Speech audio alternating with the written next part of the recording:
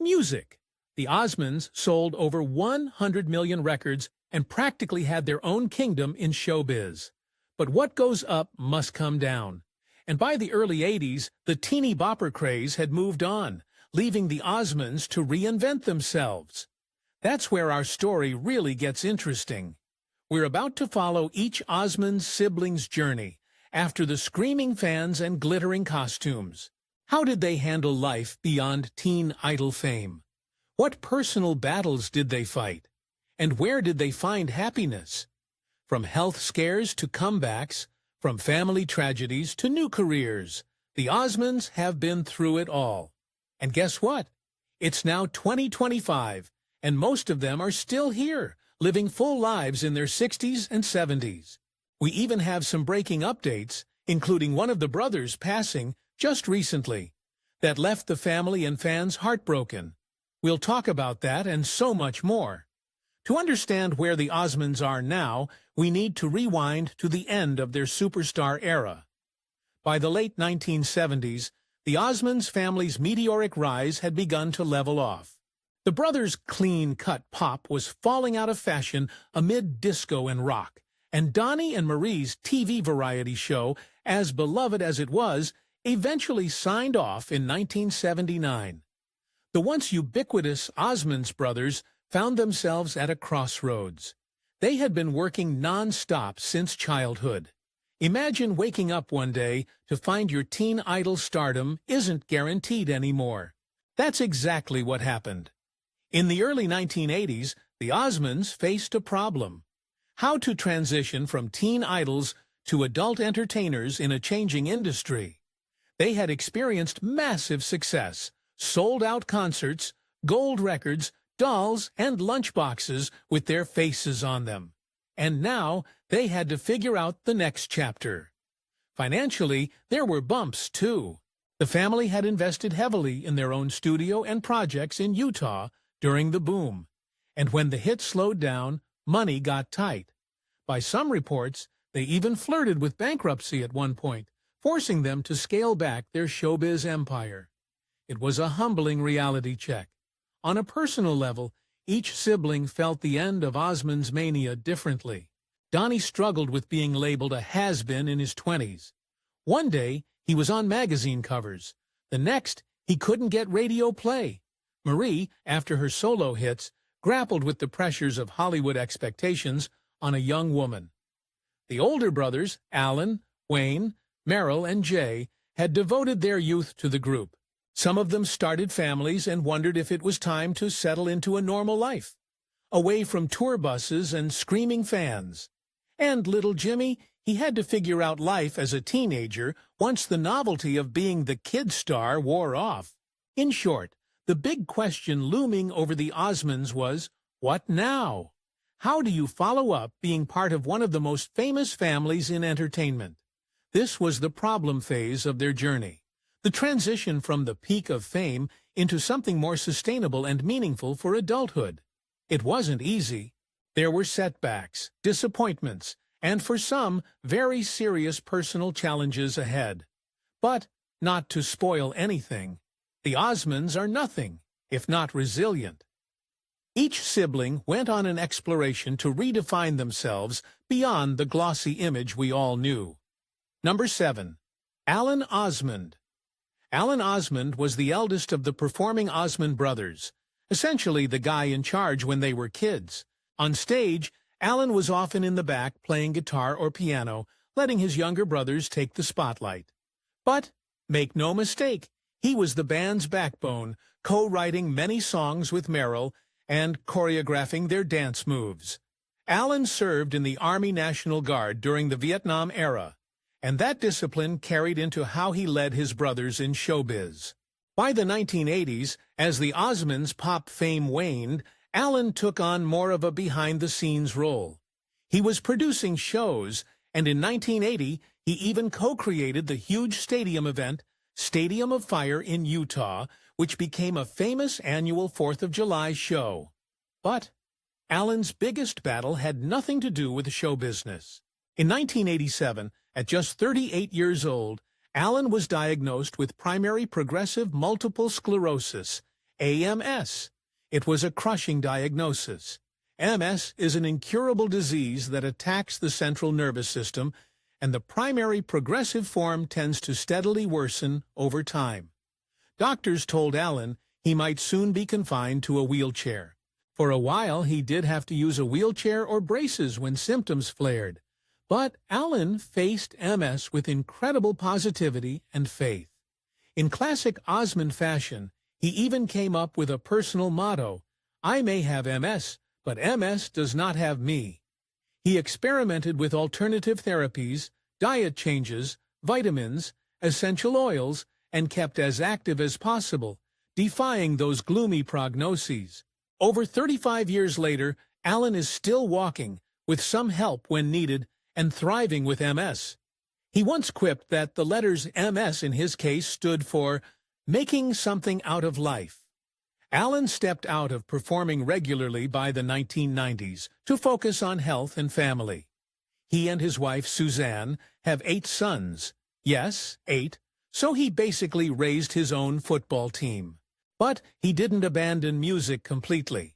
In fact, Alan made what he called his final performance with his brothers in 2018 in Hawaii. He was nearly 69 then. He even showed up for a surprise family sing-along at Marie's 60th birthday in 2019. MS and all, because that's the kind of big brother he is. These days, Alan is in his mid-70s and mostly enjoys life out of the spotlight in Utah. And here's a very recent update. In September 2024, Alan fulfilled a long-time dream by publishing his autobiography, fittingly titled One-Way Ticket. In it, he shares his life story and the lessons learned from showbiz in battling MS. It's proof that Alan Osmond, the once silent leader of the Osmond brothers, still has plenty to say. He's an example of resilience, turning a frightening diagnosis into an opportunity to inspire others. Alan's journey shows that sometimes the quiet ones end up the true heroes. Number 6. Wayne Osmond. Next up is Wayne Osmond, born in 1951, the second oldest of the original 4 Osmond brothers. Wayne was often the utility player of the group. He played lead guitar, sang baritone harmonies, and even wrote songs. Fun fact, Wayne co-wrote the Osmonds rock anthem, Crazy Horses, showing he wasn't just the mild-mannered one. He had a wild side on stage, too. Offstage, Wayne was known as the gentle, funny one with a heart of gold. After the group's heyday, Wayne's life took some dramatic turns, especially health-wise. Remember we mentioned Wayne's health battles? They were serious. In 1997, Wayne was diagnosed with a brain tumor, which was a huge scare. He underwent surgery, and thankfully the tumor was removed. But the ordeal left its mark. Wayne lost nearly all of his hearing from the treatment. Imagine a musician and singer who's relied on his ears his whole life, suddenly dealing with profound hearing loss. It says a lot about Wayne's character that he continued to perform even after that, relying on feeling the vibrations and muscle memory for music. He was not giving up easily. Wayne's challenges weren't over. In 2012, he suffered a stroke that affected his ability to play guitar and weakened one side of his body. That forced Wayne to finally retire from performing actively. A tough blow for someone who had been an entertainer since age 6. But through all this, Wayne remained, as his brothers described, the ultimate optimist. He had an unfailing positive attitude, cracking jokes and counting blessings, no matter what life threw at him. His brother Donnie said, Wayne brought so much light, laughter, and love to everyone. He was loved by everyone. And indeed, Wayne found tremendous joy in his personal life. He married Kathleen "Kathy" White, a former Miss Utah pageant queen, way back in 1974. And together they raised 5 children. Wayne absolutely doted on his kids and grandkids. In Osmond family gatherings, he'd be the guy playing with the little ones, probably cracking corny dad jokes and making everyone laugh. In his later years, Wayne and Kathy settled into a quieter life, between Utah and a ranch in Idaho. But the family bonds stayed strong. The Osmond siblings are famously tight-knit. In late 2024, as Wayne was turning 73, the family got together knowing Wayne's health was fragile after years of battles. In fact, Marie felt a strong prompting to go visit Wayne at his home for a long heart-to-heart talk, which she did in December 2024. It was a blessed visit, because not long after, on January 1st, 2025, Wayne Osmond passed away at age 73. He died peacefully in Utah after suffering another massive stroke. The news hit the Osmond family and fans hard. Wayne was the first of the performing siblings to leave us. Marie broke her social media silence to pay tribute to her loving brother, saying his death left a giant hole in my heart. Brothers Merrill and Jay described Wayne as a man with no guile, full of humility and faith, truly the family's gentle anchor. While it's a sad chapter that Wayne is gone, his legacy of courage and kindness lives on. His life showed that even when fate dealt harsh blows, you can face it with grace, faith, and humor. And in the end, Wayne was surrounded by what mattered most. Family number 5. Merrill Osmond. Time to talk about Merrill Osmond, the guy with that powerhouse voice that led so many Osmonds hits. If Donnie was the teen idol face of the group, Merrill was its sound. He's the one belting the lead on songs like One Bad Apple, Crazy Horses, and Love Me for a Reason. In fact, Merrill was either lead or co-lead singer on almost all the Osmonds' 1970s songs. He had a soulful, rocking voice that could also blend beautifully with his brother's harmonies. When Donnie's voice changed, or he went solo, Merrill seamlessly took over more vocals. He even sported a cool beard in the late 70s and helped steer the family into country music in the 1980s. Yep, the Osmond brothers had a surprise second act as country artists, charting a few songs in the 80s. Bet you didn't know that. Merrill was front and center in that transition. By the late 1990s and 2000s, the performing Osmonds essentially boiled down to the Osmond Brothers Quartet. Again, Merrill, Wayne, Jay, and sometimes Jimmy. They performed at venues like Branson, Missouri, doing nostalgia shows for longtime fans. Merrill also explored solo projects here and there, including recording some gospel and country music on his own. But perhaps Merrill's biggest role became being an ambassador for the family's legacy. He always took time to meet fans, share stories, and keep the Osmond spirit alive. After literally 6 decades on stage, he started singing publicly at age 5. Merrill decided it was time to ease into retirement. In 2022, at age 69, Merrill Osmond announced he would step back from live performances. He did a farewell tour of the UK, where Osmond Mania was huge back in the day, and played his final international show in England in January 2023. Imagine the emotions of that night. Merrill on stage, likely with Jay by his side, singing Crazy Horses Are Let Me, in one last time to cheering British fans who grew up with the Osmonds. It had to be special. Merrill's final U.S. show had taken place a bit earlier, in April 2022, near his 69th birthday. At that concert, he probably joked that he'd been performing for 60 years and needed a nap. Just guessing he has a good sense of humor. Even after retirement, Merrill can't fully quit music. He's done a few limited engagements each year since. Benefit concerts, guest appearances, things that matter to him. In fact, as of mid-2025, he even has a couple of shows scheduled, proving you can't keep a born entertainer down for long. However, Merrill is definitely enjoying more family time now. He was the first Osmond brother to get married. He wed Mary Carlson in 1973, beating Donnie by a whole decade. Merrill and Mary raised 6 kids together, and he's now a grandpa many times over. One of his sons, Justin, was born deaf. The Osmonds carry a gene for hearing loss that affected the oldest Osmond brothers, Verrill and Tom, as well as Merrill's son. That inspired Merrill to become an advocate for the hearing impaired. He's done charity work to provide hearing aids and support to children with hearing loss, which is beautiful coming full circle. Remember, the Osmond brothers originally began singing to raise money for their two deaf older brothers' hearing aids. Merrill's journey has been about heart. He poured his heart into music, into his family, and into helping others. And for those wondering if the Osmond legacy will carry on, yes, one of Alan's sons, Nathan Osmond, is a country singer who has filled in for Merrill at some events. It's like passing the torch to a new generation. But nobody can truly replace Merrill's voice. When he opens his mouth to sing, you instantly feel that Osmond magic. At 72 years old, as of 2025, Merrill is in semi-retirement, living quietly in Utah. But he remains the proud keeper of the Osmond brothers' flame. After all, he spent a lifetime being the voice of an era, and his legacy is literally music to our ears.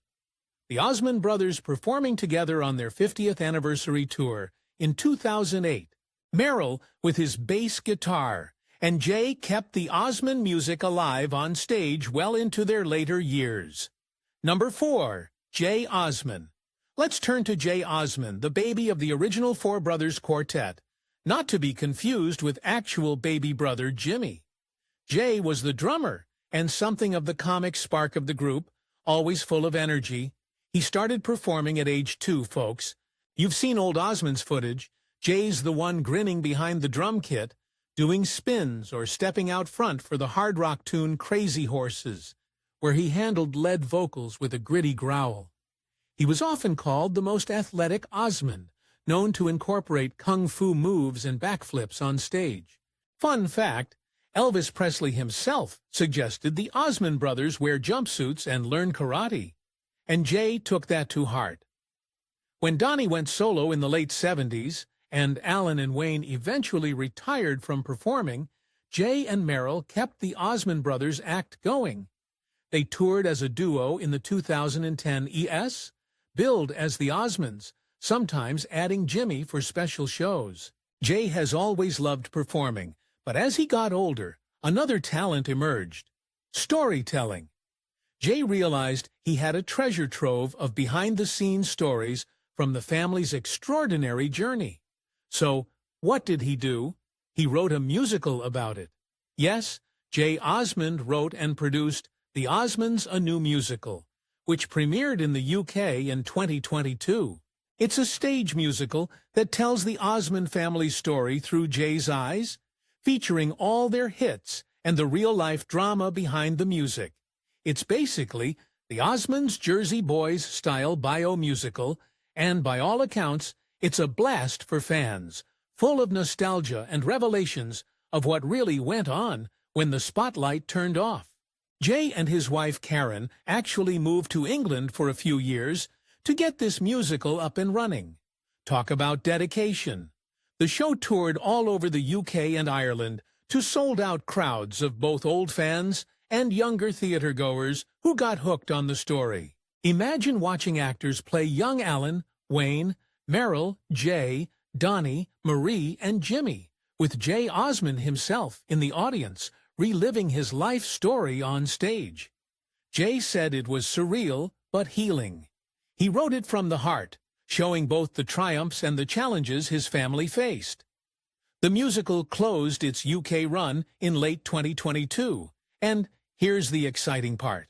In early 2023, Jay announced that the Osmonds musical is coming to the US and even other countries. Plans were set for a US tour in 2024, and possibly further international productions in 2025. So Jay's work is far from over. He's ensuring the Osmond legacy sings on through theater. In 2023, after accomplishing the UK run, Jay, now in his late 60s, moved back home to the States, specifically to the scenic cowboy state, Wyoming. Why Wyoming? Possibly for some peace and quiet. Jay's a nature lover, and as mentioned, he always wanted to live somewhere with open land. He's earned that serenity. Jay is also active online, and with fans, He'll pop up on Facebook or fan events to chat and share memories. Health-wise, Jay has been pretty fortunate compared to some of his siblings. No major issues have been public, and he's kept in great shape. Maybe all that drumming was a good cardio workout. As of 2025, Jay Osmond is essentially the family historian and creative chronicler. He wrote a candid autobiography called Stages a while back, and now The Musical.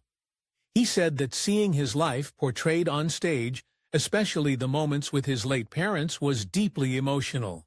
He even included a spiritual touch, like a butterfly, representing his mom's presence during a key scene. It shows how much love and respect Jay has for the family that started it all. So what's next for him? Possibly more writing.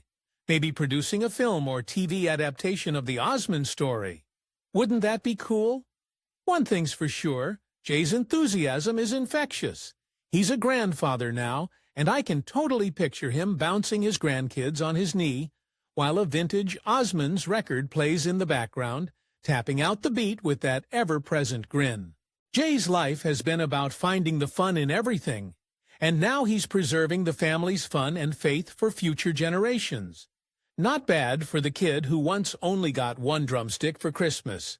True story, they could only afford one drumstick when he was little. He had to bang that single stick on anything he could. Number 3. Donny Osmond. All right, take a deep breath, because Donny Osmond's chapter is a wild ride on its own. Donny was and is the most famous of the Osmonds, the teen idol who set hearts aflutter across the globe. In the early 70s, his face was on every magazine. Fans fainted at his concerts, and he gave the Jackson 5 a run for their money on the charts. But Donny's life didn't stay in the rosy glow of Tiger Beat covers forever. He experienced the highest highs of fame and the harsh crash when that fame inevitably cooled. What's remarkable is how Donny reinvented himself. Not once, not twice, but multiple times over the decades. He is the comeback king of the family.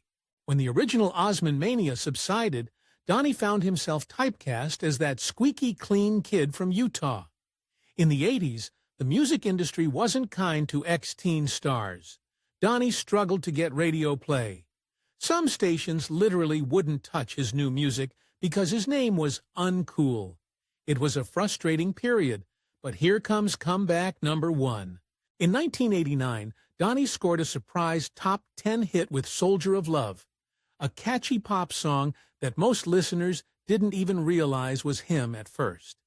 His label released it to radio without his name attached, and DJs played it thinking it was a hot new artist. Sneaky. Suddenly, Donny had a new group of fans on MTV who had no idea he was the same guy who sang Puppy Love.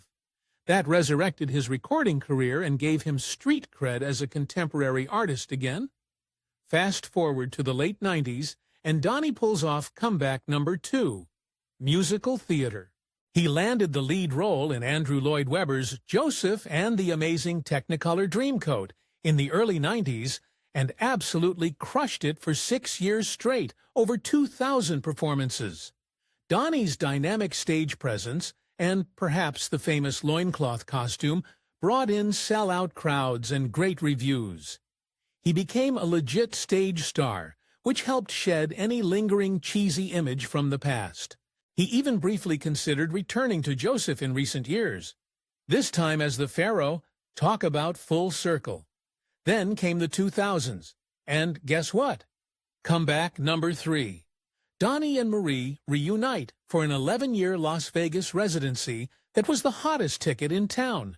From 2008 to 2019, the brother-sister duo performed at the Flamingo in Las Vegas, doing a mix of music, comedy, and dance that appealed to nostalgia seekers and new fans alike. It was a smash. Over 9 million tickets sold over the run. Critics scoffed initially, but Donny and Marie showed Vegas how it's done, winning awards for Best Show and cementing themselves as Vegas entertainment icons. But wait, Donny wasn't done yet. Enter comeback number 4, Donny Osmond Solo Vegas Residency. After Donnie and Marie ended their run, amicably, they just wanted to pursue other projects. Donnie launched his first-ever solo residency at Harrah's Las Vegas in 2021. Many wondered if he could fill a showroom alone. Well, he not only filled it, he extended the residency multiple times due to demand. As of late 2024, Donnie was in the fourth year of this acclaimed solo show, performing 5 nights a week and giving audiences a spectacular crash course in his 60-year career. Everything from his Andy Williams show debut at age 5 to his boy band years, from Broadway to TV, and even a rap segment summarizing his life. Yes, Donnie raps about his life story in the show. He said he packs 60 years and 90 minutes on that stage. The show has been a huge success, winning awards, and Donnie has made it clear he's not ready to retire anytime soon. He isn't ready to close the door on his career just yet, one article noted emphatically. In his mid-60s, Donnie still sings with power, dances with energy, and charms audiences nightly. If anything, he's having the time of his life now, performing entirely on his own terms. Donnie also managed to squeeze in winning Dancing with the Stars in 2009. Oh yes, he brought home the Mirror Ball Trophy in Season 9, beating out his sister Marie's previous run on the show. At 51, he became the oldest winner in DWTS history at the time, joking, "I beat Marie," while proudly holding the trophy. Marie had famously competed 2 seasons earlier. Not long after, Donnie co-hosted a TV game show, released new albums, including 2021's Start Again, which hit #1 on UK charts for easy listening, and even appeared as the Peacock on the first season of The Masked Singer in 2019, coming in second place and delighting a new generation of viewers who were stunned when the flamboyant peacock costume came off. And it was Donny Osmond. Underneath, Donnie loves to poke fun at himself, too. He said things like, "I've been around so long, I'm almost cool again." Perhaps the sweetest part of Donnie's story is his personal life. He married his wife, Debbie, in 1978, and they've been together ever since, raising 5 sons, and now enjoying a gaggle of grandchildren. Despite all the glitz of his career, Donnie will tell you his greatest joy is family. He's also been open about his mental health, sharing that he dealt with severe anxiety in the late 90s, to the point of having panic attacks on stage, with professional help and the support of his family and faith. He overcame that too. Donnie attributes a lot of his resilience to his beliefs, and to just plain not giving up. When people ask him if he'll retire, he laughs and says he's doing what he loves. So why stop? If you're wondering what Donnie's up to right now, picture this. Tonight, if it's a weekday in 2025, he's likely on stage in Las Vegas, with a spotlight shining on that familiar smile, taking a multi-generational audience on a journey through his life story. He might be serenading a lucky fan with Puppy Love one minute, then belting out, "I'll make a man out of you" from Disney's Mulan the next. Yep, that's Donnie's voice in the movie. And when the show ends, he's probably hopping on Instagram or TikTok. Yes, he's active on those, to connect with fans, proving that at 65 plus, he's as much a showman as ever.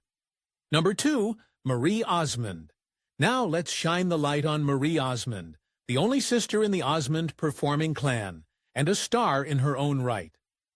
Marie's story is one of resilience, compassion, and constant reinvention. She truly has a heart of gold. As the baby girl of the family, Marie grew up surrounded by brothers and was thrust into the limelight at a young age. At just 13, she scored a #1 country hit with Paper Roses, instantly distinguishing herself from her brothers with a solo career in country music. No small feat to have a teen girl top the country charts in 1973. A few years later, she was co-hosting the network TV variety show Donnie and Marie at age 16, charming America every week with her talent and witty banter. Remember their goofy, "I'm a little bit country, I'm a little bit rock and roll" shtick? Classic. Marie became an icon for young women. She was talented, beautiful, and poised, but also incredibly relatable and down-to-earth. Yet behind that sparkling smile, Marie faced some tough battles. As we discussed earlier during the Donnie and Marie show years, she silently endured sexism and abuse from certain producers who body-shamed and belittled her. The pressure to maintain a perfect image led to an eating disorder and anxiety that Marie kept hidden. Fast forward to adulthood, and Marie weathered personal tragedies that would knock anyone off their feet. She went through a divorce in the 1980s that was tabloid fodder, then a second marriage that ended in 2007 amid difficulties. She was raising 8 children, yes, 8, several of whom she adopted, and juggling a career which alone is superwoman territory. Then the unimaginable in 2010, her son Michael, who had battled depression, ended his life. Marie was devastated. In interviews much later, she said there's no greater pain than losing a child, and that it's something you never truly get over. Understandably, she stepped out of the spotlight for a bit to grieve and support her family. But Marie is someone who turns pain into purpose. She became a vocal advocate for suicide prevention and mental health, speaking openly about her own experiences.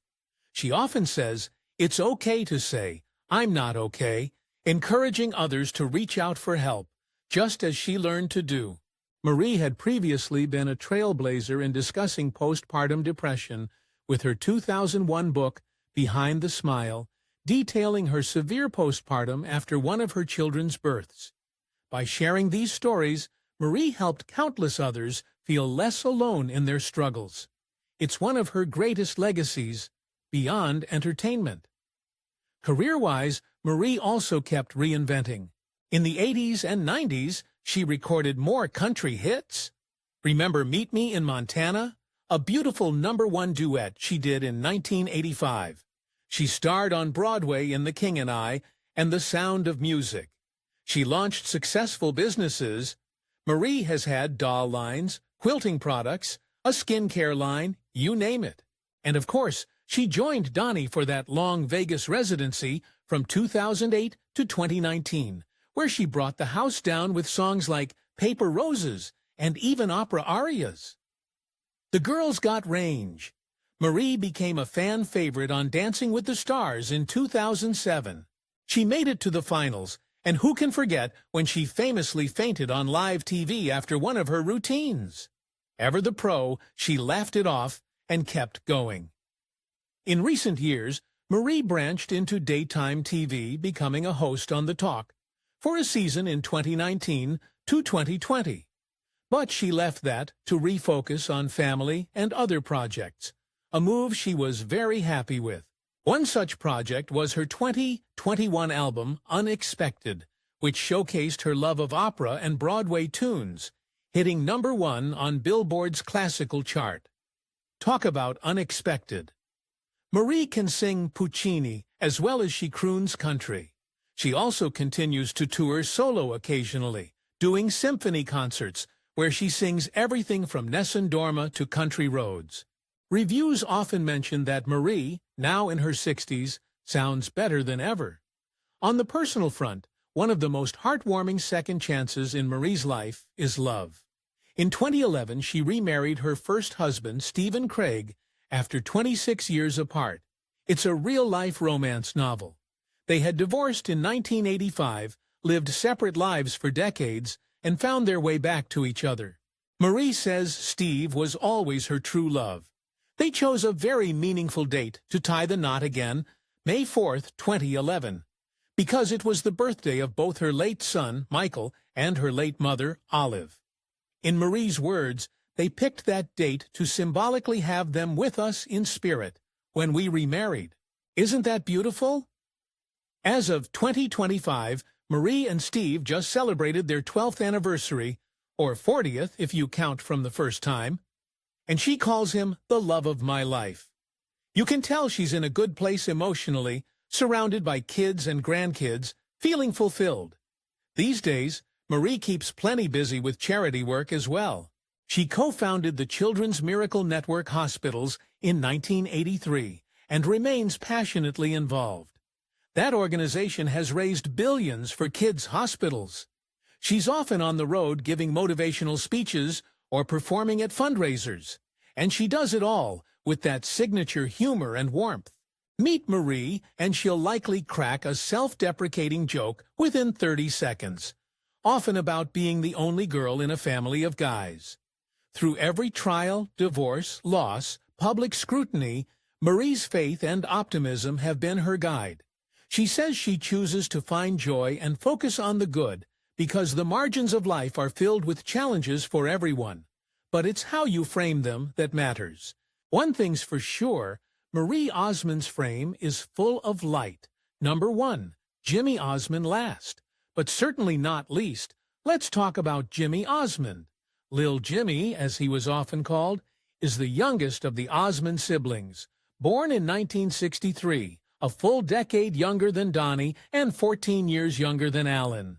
Being the baby of the family, Jimmy had a unique journey because he pretty much grew up in the public eye from birth. He holds a Guinness World Record, in fact. Jimmy Osmond is the youngest person to have a #1 hit in the UK. He was only 9 years old when his song Long-Haired Lover from Liverpool hit #1 on the British charts at Christmas time, 1972. That song is an earworm if you've never heard it. And yes, it's as adorably cheesy as the title suggests, which is why Brits loved it. To this day, no one younger has ever topped the UK charts, so Jimmy still holds that record. As a kid, Jimmy was the cute, cheeky one, trotted out on variety shows to sing and make people go, "Oh!" But he had real talent and ambition beyond that. In his teens and 20s, when the Osmond brothers were performing less in the U.S., Jimmy actually carved out a big career overseas. He learned to speak fluent Japanese and had hit records in Japan. Seriously, he recorded songs in Japanese and was quite popular there. He also did a lot of musical theater in the UK and toured in shows like Joseph and the amazing Technicolor Dreamcoat, following Big Brother Donnie's footsteps, and a 70s jukebox musical called Boogie Nights. In addition, Jimmy became a businessman. He produced TV specials for networks like ABC, PBS, and the BBC. If you ever watched the Osmond family Christmas specials in the 80s, or that Osmond 50th anniversary reunion concert on PBS in 2007, Jimmy was often the producer behind those projects. He had a knack for the behind-the-scenes side of entertainment, which might surprise people who only remember him as the little kid singing with a lollipop. Jimmy's life took a serious turn in the 2000s regarding health.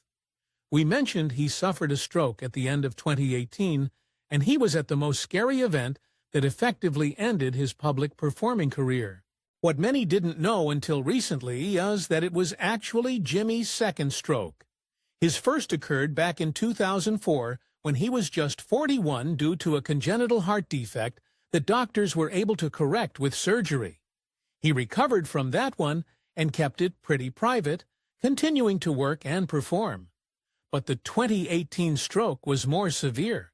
On stage during a performance of Peter Pan in Birmingham, England, he was playing Captain Hook and powered through the show despite feeling unwell. After the curtain, he was rushed to the hospital. The stroke left Jimmy with vision and physical impairments that required a long recovery. In April 2019, a few months after the stroke, Jimmy made a brief public statement that he was doing well and taking a long overdue break from show business.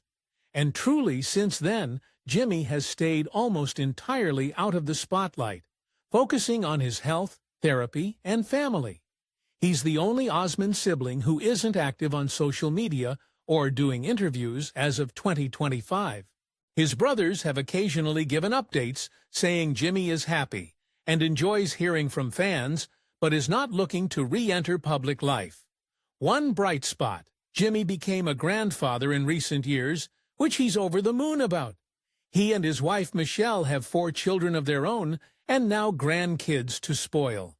Before his stroke, Jimmy was running the Andy Williams Performing Arts Center in Branson, Missouri. He had purchased the theater from the estate of singer Andy Williams, a dear family friend who gave the Osmonds their start and was producing shows there. That theater sadly closed in 2022 while Jimmy was still recovering. But think about that full circle. Jimmy's first TV appearance was on The Andy Williams Show as a toddler, and decades later, he was literally carrying on Andy's legacy at a theater. It shows how connected the Osmonds are to showbiz history. These days, Jimmy is happily retired and focusing on simply living. Reports say he's doing art. He always loved drawing and painting, enjoying nature, and spending lots of quality time with his family. After a lifetime of hustle and entertaining, he's earned this peaceful chapter. When his brother Wayne passed away in early 2025, Jimmy did not appear publicly, but one can imagine that hit him hard. They were very close, and Jimmy looked up to his older brothers immensely. The family likely gathered in private, with Jimmy there to celebrate Wayne's life. If there's one thing to know about Jimmy Osmond, it's that he has a resilient spirit and a kind soul. Fans still leave supportive messages saying, "We miss you, get well." And his siblings have said he appreciates all the love and hasn't lost his sense of humor. He might not be in the limelight anymore, but he's very much present in the hearts of Osmond fans. Jimmy's journey from child star to businessman to health survivor encapsulates the unpredictable ride that life can be. And through it all, he's remained the sweet, positive person he's always been. In interviews long ago, Jimmy used to say he never felt jealousy or competition. He just loved being part of the family act. That humility and gratitude have carried him through tough times. So here's to Jimmy Osmond, living life quietly but richly. His story might not have the showy encore of Donnie's, but it's an inspiring one of finding contentment after the curtain falls.